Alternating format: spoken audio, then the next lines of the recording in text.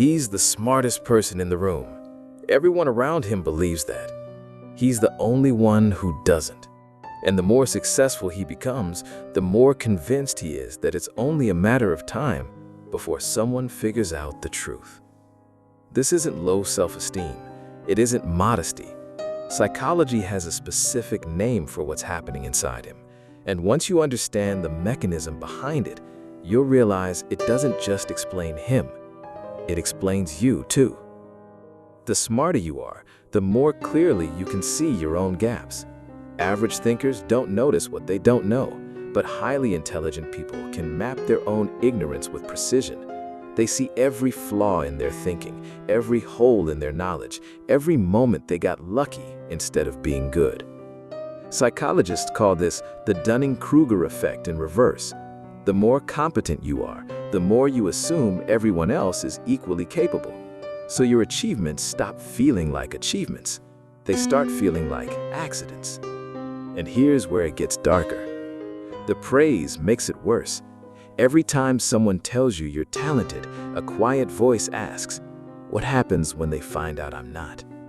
So you work harder, not to grow, but to maintain the illusion.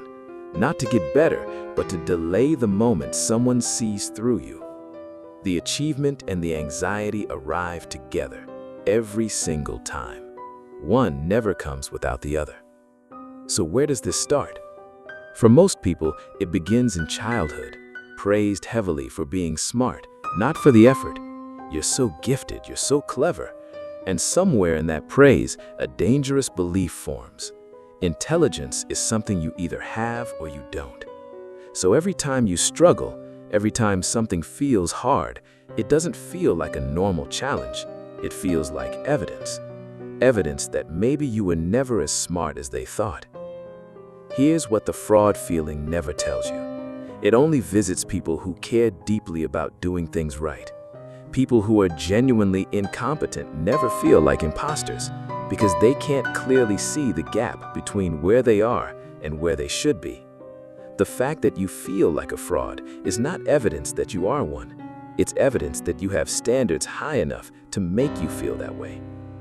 So here's what changes once you see it this way. The feeling isn't a warning, it's a signal.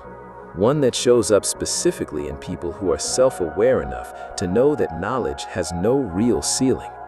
You don't feel like a fraud because you're faking it. You feel like a fraud because you're paying attention. And that is one of the clearest signs of genuine intelligence there is. If this explains something you've never been able to say out loud, subscribe. There's more psychology here that finally puts words to the things you've always quietly carried.